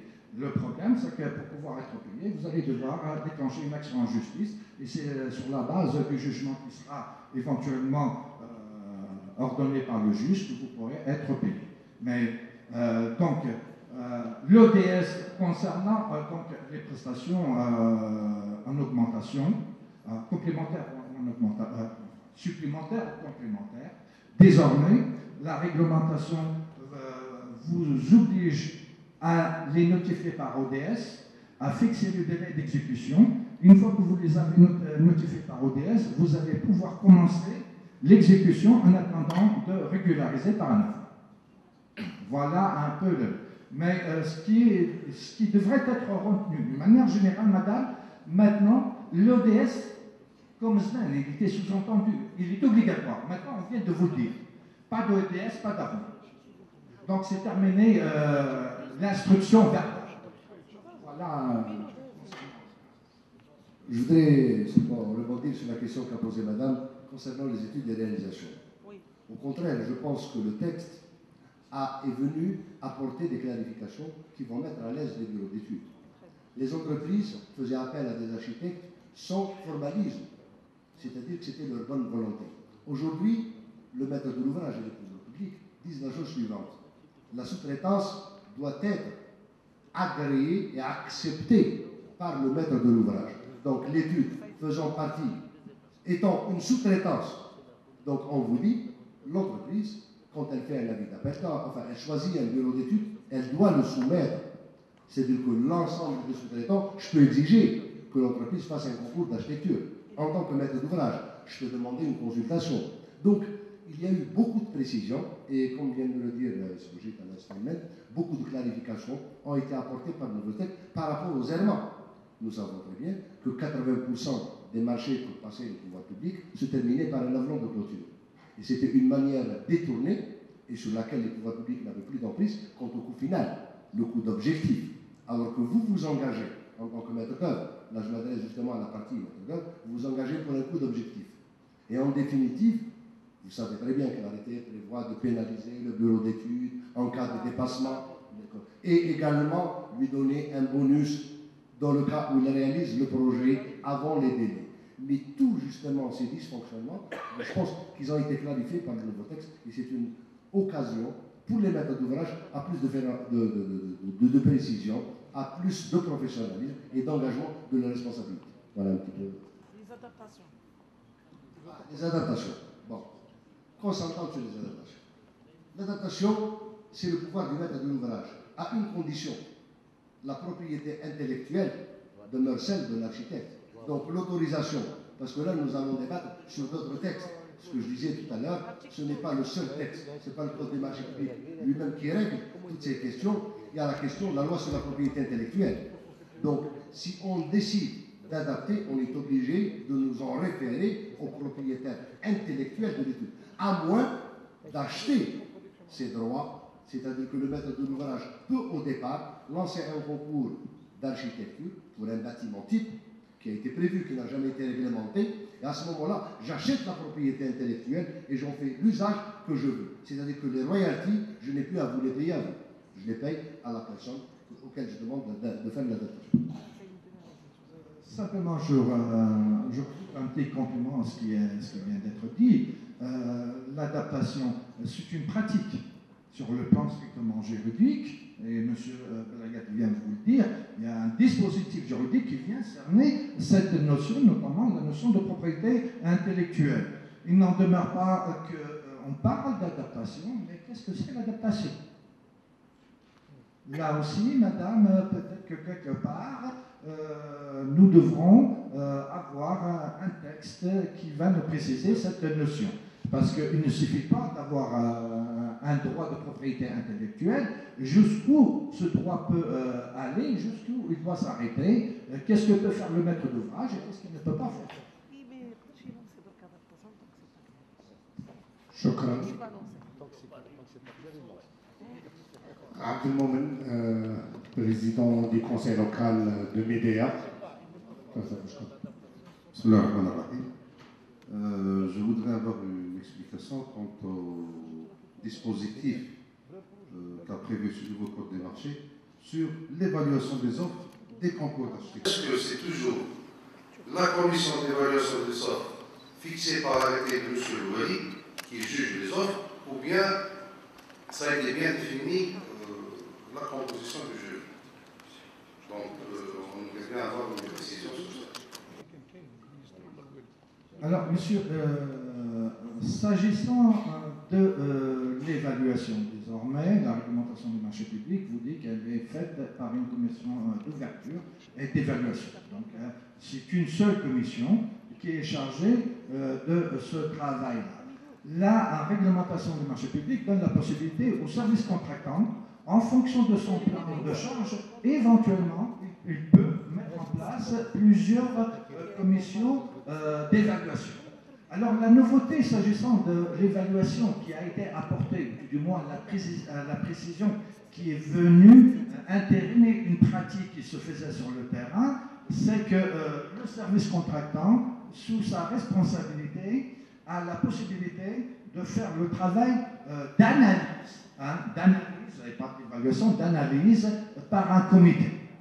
Un comité, cela suppose, lorsque sa commission d'ouverture et d'évaluation, il n'a pas les compétences techniques pour faire ce travail-là.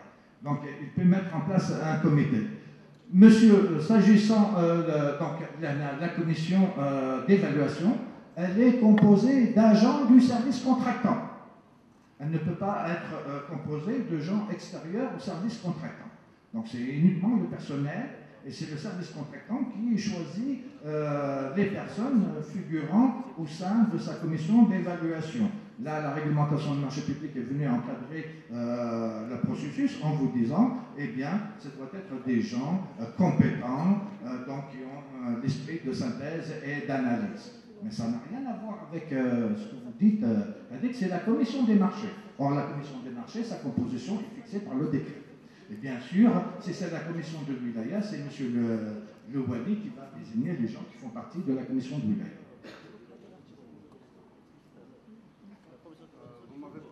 Donc le jury, il fait l'analyse uniquement sur le plan de conception, les aspects techniques. Une partie de l'évaluation, on va la confier au jury, et dans lequel chaque membre, il apprécie la note des critères.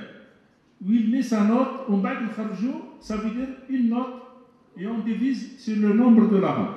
Le kharjou, la note exacte, ça veut dire l'évaluation des offres, la note arrêtée, ça veut dire diviser s'il y a des membres, que l'on apprécie les 8 critères de l'aspect par exemple technique, on divise toutes les notes, la note globale, une seule note divisée par les membres. La note, elle est prise en charge par la commission d'évaluation des offres. Ça veut dire qu'ils font ce travail au profit de la commission d'évaluation des offres qui ne peut pas faire ce travail vu l'aspect technique, ça veut dire que c'est des techniciens dans le domaine. Et on prend uniquement la note. Il y a une différence. Ils notent uniquement le volet. سؤال أخير من السيد بوزيدي رئيس لجنة النصوص والتنظيم والتشريع في نقابة المهندسين المعماريين حول المسابقة المعمارية. سؤال أخير. Bonjour. Ma question est un peu précise. En cas de maîtrise d'œuvre en bâtiment ou de projet d'architecture, est-ce que le recours au concours est obligatoire?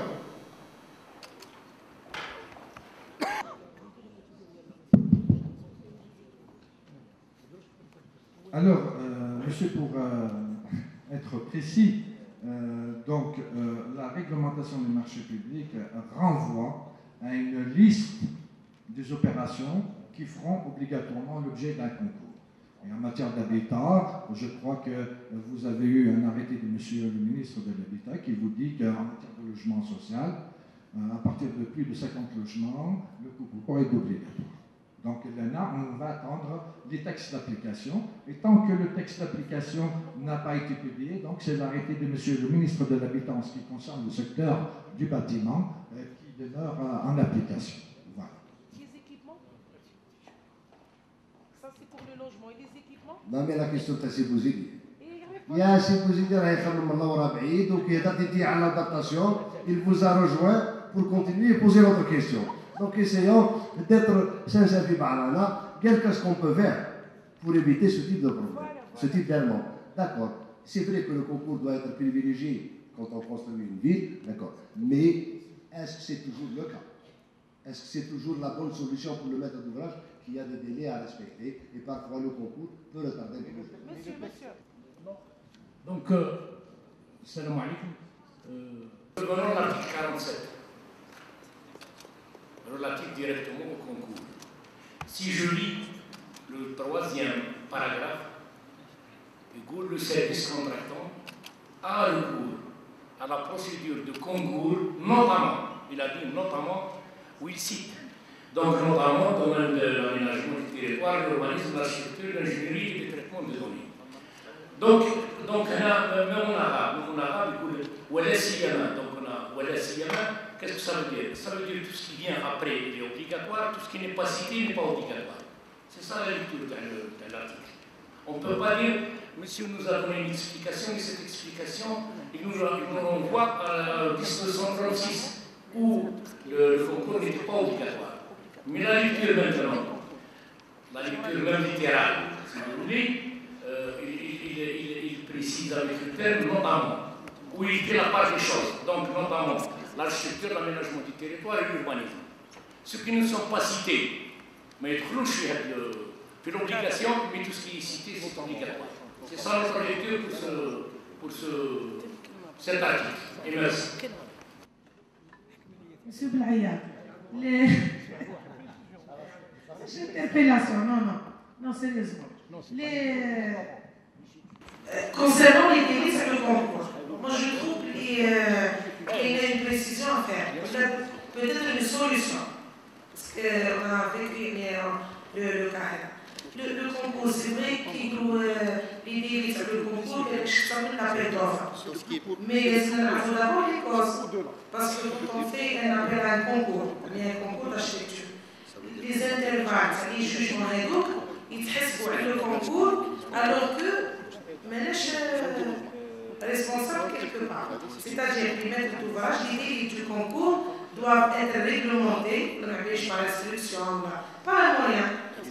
Par exemple, la première phase, c'est 7 jours, et la phase des jugements, de l'établissement des jugements, c'est 15 jours, pour qu'on ne dépasse pas, par exemple, un mois et demi, parce qu'elle a l'avantage à l'appel d'offres.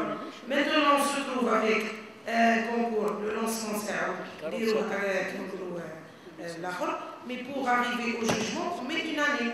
Mais ce n'est pas relatif au concours, c'est relatif aux pratiques de... Vous m'avez... Yamaya, quand on parle d'études, sous d'autres cieux, vous avez tout le temps décrié que les études doivent durer 6 mois et 1 année, et que la réalisation est parfois 2 ans, et que la réalisation, ce serait pratiquement une mise en œuvre de l'étude que nous avons convenue ensemble. Nous sommes dans un pays où nous sommes en apprentissage. J'ai parlé ce matin de la maîtrise d'ouvrage. J'ai dit qu'il n'y a pas de maîtrise d'ouvrage professionnelle. Quand j'ai parlé du 14-320, j'ai dit la chose suivante. C'est beaucoup plus les finances qui ont voulu encadrer une fonction d'ordonnateur par rapport à la dépense publique que de mettre en place une véritable profession de cette maîtrise d'ouvrage. Donc, vous imaginez, si je vais dans mes procédures, déterminer les délais dans lesquels le jury doit travailler, alors que je suis face à une prestation intellectuelle. Et quand je dis prestation intellectuelle, je ne m'adresse pas à l'architecte, je peux faire une stèle, je peux faire une statue. Le traitement des données lui-même, quand on parle de traitement des données, nous parlons dans le domaine de l'informatique.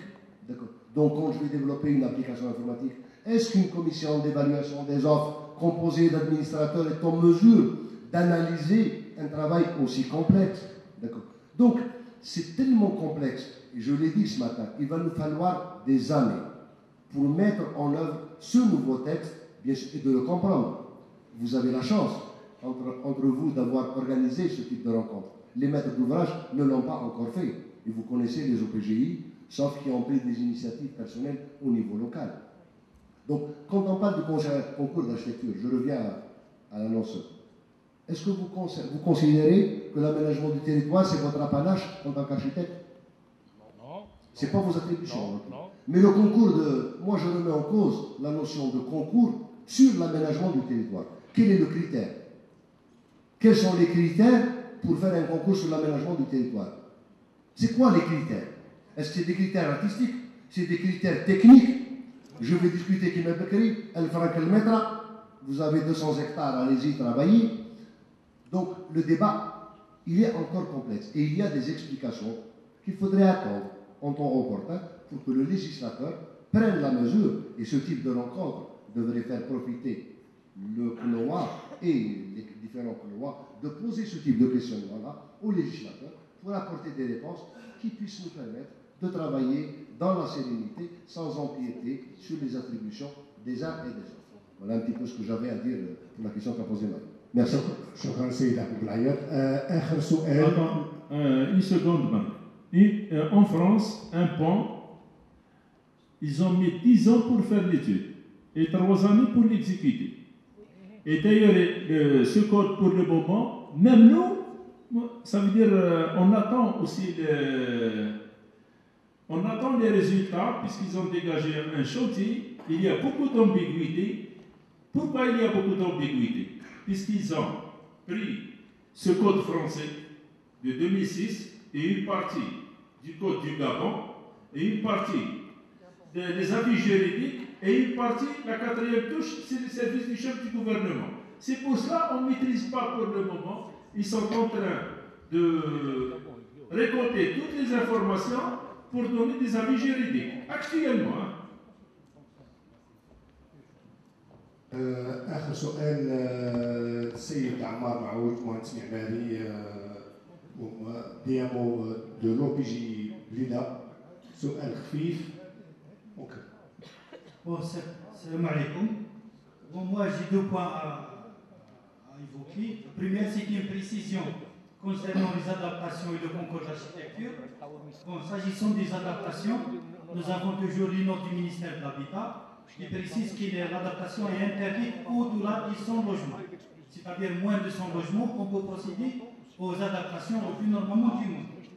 S'agissant du concours d'architecture, je rejoins toujours l'avis de mon collègue qui a évoqué que toujours il est limité au titre de 50 logements. Au-delà de 50 logements, le concours est obligatoire. Il y a aussi un point très important à souligner, s'agissant de la séparation entre les études et la réalisation. Là aussi, il y a une note du ministère de l'Habitat qui fixe le seuil à 800 logements. C'est-à-dire, au-delà de 800 logements, le maître de l'ouvrage peut procéder à lancer un appel d'offres au litige de réalisation. Et moins de 800 logements, la séparation est obligatoire.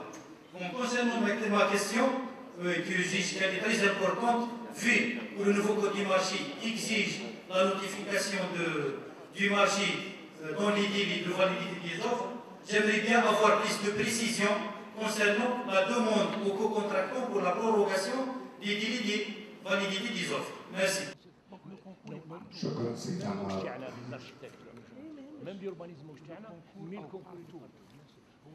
ممكن عندي انا تعقيب فقط.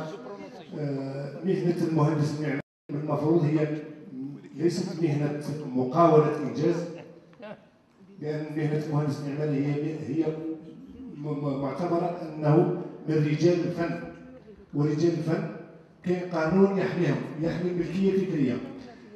ليتيود دادابتاسيون هذه راه انتهاك صارخ وكبير لحقوق التأليف والحقوق الملكية الفكرية. المفروض أن ما نجيبوش كلمة إيتيود دادابتاسيون، المفروض ما نزيدوش، لأنه صاحب المشروع إذا كان شرا كتاب ب 100,000 ما عندوش الحق باش يعاود يطبعوه، راه ملكه صح الكتاب هذا، بصح يقراه هو برك، ماشي يطبعوه ويعاود يبيعوه. المفروض هذه ماذا بينا اليوم نخرجوا ان شاء الله التوصيات اللي نوصلوها، لانه حقوق كثير، لانه 10 سنوات هذه كامله اغلب المشاريع، خاصه نعرفوا هنا في اغلب المشاريع تمدت على اساس دراسات تكييفيه، ديزيتيود دادابتاسيون، لا باش نقصوا من التكاليف تاع الدراسه فقط، بصح تكاليف الانتاج عمرها ما كانت مقصود دائما في زياده، وتكاليف الدراسه ما تمثل غير 1% من خليو المناقشه بعد الورشات. كاين بعد وجبه الغداء ان شاء الله كاين توضيح برك لي باج راهم فيهم الوان دي كولور راهم مقسومين دي زاتولي. L'atelier numéro 1, c'est sous la présidence de M. Ali Ahmed. La couleur rouge, c'est au niveau de la petite salle, là, la maison de la culture. واللي ما عندوش اللي ما دارش في الانسكريبسيون يروح يلحق. L'atelier numéro 2, sous la présidence de M. Saadou Mohamed, le conférencier, la présentation de Ammar Bouhali, au niveau de la salle de réunion à l'hôtel Hilal, les rapports et les recommandations des différents ateliers. يبدا المهندس فيصل سعد يقرا التقرير تاع اللجنه تاعو.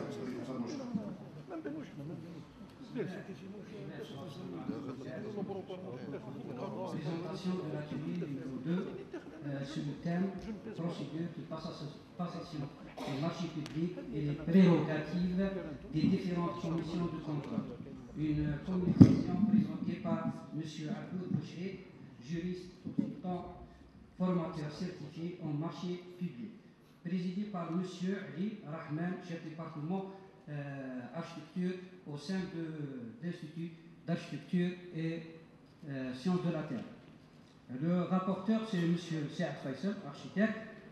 L'orateur a présenté les nouveautés du décret 15-247 en date du 16/9/2015 portant réglementation des marchés publics et des délégations du service public, et surtout concernant les procédures formalisées, l'appel d'offres ouvert, l'appel d'offres ouvert aux exigences minimales, l'appel d'offres restreint, entre autres le gré à gré après consultation, le gré à gré simple et les différents cas autorisés pour passer à ces deux types de procédures. Le deuxième cas, c'est les procédures adaptées. Le séminaire sur les marchés publics a permis un large échange d'expériences et a permis aussi aux participants de partager leurs expériences. La communication et les débats qui l'ont suivi vont permettre à coup sûr d'accélérer le processus de mise en œuvre du décret relatif au marché public. Après un débat et d'échange avec le communicant, à base des différentes parties entamées dans sa présentation, il a été donné de noter les recommandations suivantes. La réglementation nous renvoie à plusieurs textes et il faut procéder rapidement à l'établissement de ces textes pour mettre en exécution de ce décret. Deuxième point, c'est l'installation rapide de l'organe responsable pour promulgation des textes et explicité de ces textes. Le troisième point, c'est définir le concept de mémoire technique pour au moins avoir une définition générale et commune qui doit être appliquée pour tout le monde et tous les secteurs. Ainsi, nos travaux sont terminés. Merci pour votre attention. بارك الله فيك مهندس سعد فيصل. أدعو الآن سيد عبد الكريم منقر لقراءة تقرير ورشة الإعداد دفاتر الشغل. فليتفضل. استشارة فنية. Salam alaikum. Donc la communication présentée par M. Miguel Benzerda, qui a été préparée par M. Benzerda, M. Bouzidi et M. Saïd Bali. Dans leur communication, ils ont exposé les dispositions du Code des marchés publics, essentiellement les principes fondamentaux relatifs à la commande publique. Ensuite, ils sont passés sur le contenu du cahier des charges. Et ensuite, ils ont détaillé ce que c'est que le marché public d'études et puis le déroulement d'un concours du début jusqu'à la fin. Oui, monsieur, après, ils sont passés à la procédure d'étude et réalisation. Oui, monsieur Benzerda a souligné que c'était une disposition particulière et qu'il ne faudrait pas qu'elle soit la règle. Dans les débats, les questions ont été centrées sur... je répète ce qu'a dit M. Bouzidi, ils ont bien voulu partager avec nous leurs avancées, enfin leur vision. Et il n'a pas pu s'empêcher de remarquer qu'il y avait des avancées et des précisions, mais aussi dans ce code beaucoup de confusion.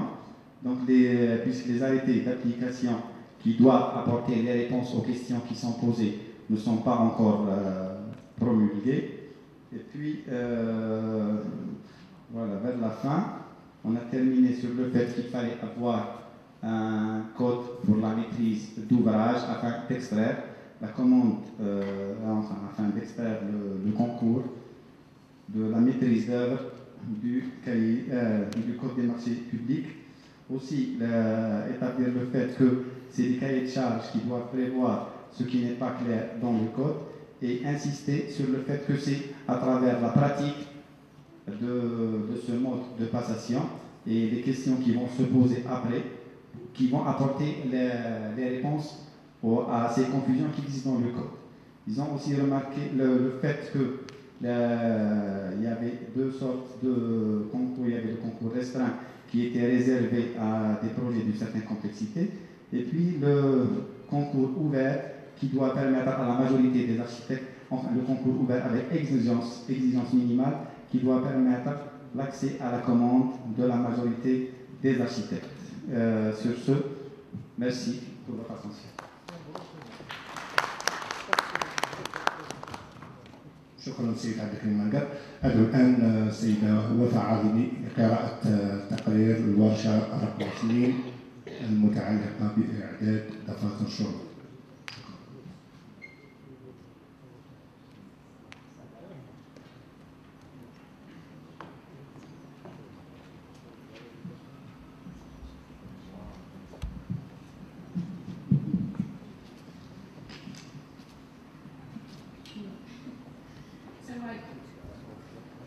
الورشة رقم 2 متعلقة بدراسة دفاتر الشروط تحت رئاسة السيد المهندس محمد سعدون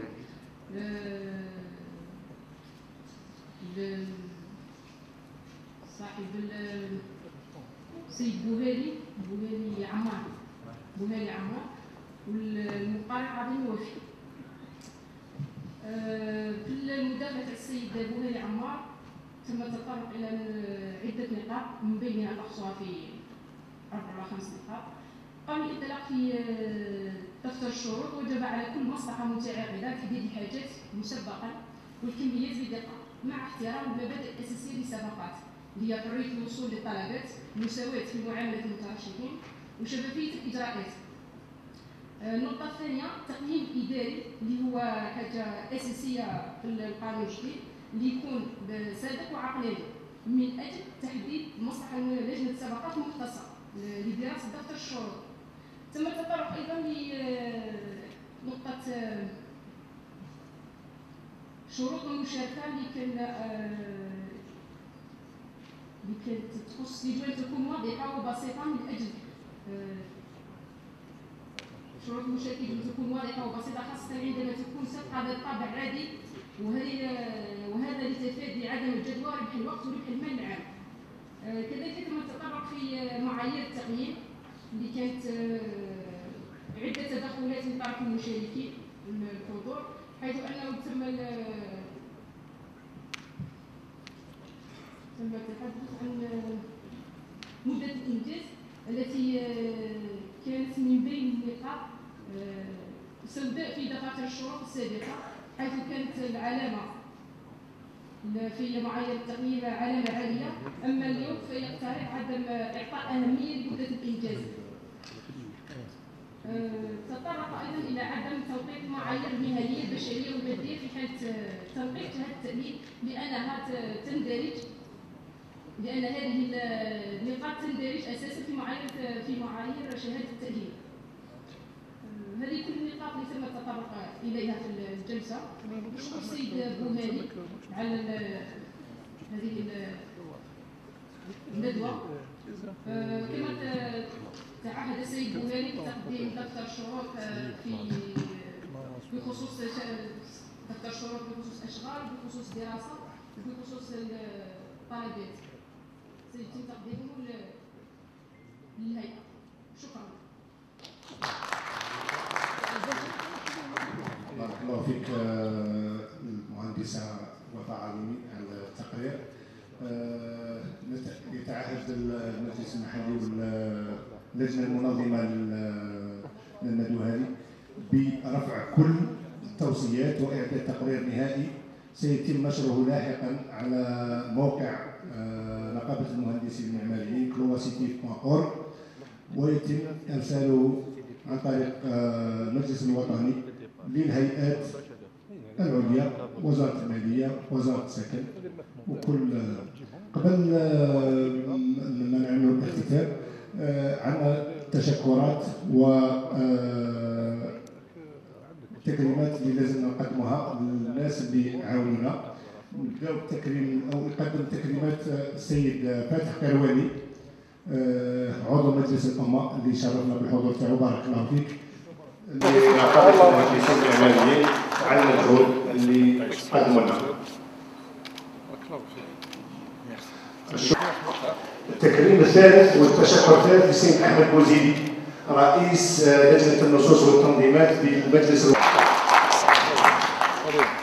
التشكر الثالث للمؤسسات والهيئات الراعيه التي قدمت لنا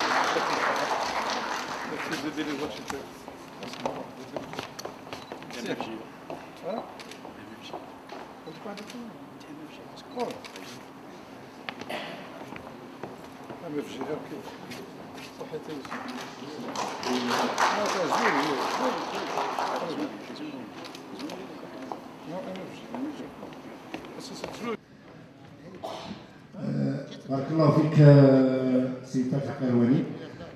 قبل ما نختموا هذا الملتقى والندوه نضرب لكم موعد ان شاء الله يوم 30 مارس القادم لاعلان حدث هام ان شاء الله اللي راح تكون مدينه سطيف وولايه سطيف قطب لبناء صديق البيئه اللي تشرف سيد والي ولايه سطيف برعايته كذلك لاطلاق هذه المشروع، ويتم ان شاء الله بتلك بالمناسبه ان شاء الله اطلاق مشروع مقر المجلس المحلي ونادي المهندس المعماري بولايه سطيف، والذي سيكون باذن الله مثالا للهندسه المعماريه صديقه البيئه.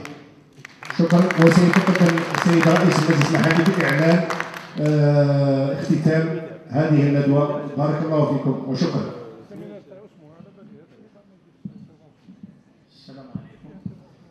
Bon, je tiens tout d'abord à remercier l'ensemble des intervenants, l'ensemble de nos invités, à remercier particulièrement même les rapporteurs qui vont poursuivre leurs travaux et nous les transmettre afin de les publier sur le site, qu'ils soient comme base de données à l'ensemble des confrères et consoeurs. Je tiens aussi à remercier nos chers conférenciers d'avoir pris de leur temps et nous honorer par leur intervention, à remercier l'ensemble, je le répète, des invités et l'ensemble, tout ça parce que le plan objectif œuvre dans l'intérêt de la corporation qui, à nos yeux, tous ces efforts sont là pour élever notre niveau de réflexion concernant tout sujet d'actualité. Je déclare clos ce séminaire avec prochainement d'autres rencontres et d'autres programmes. Je vous remercie tous. Merci.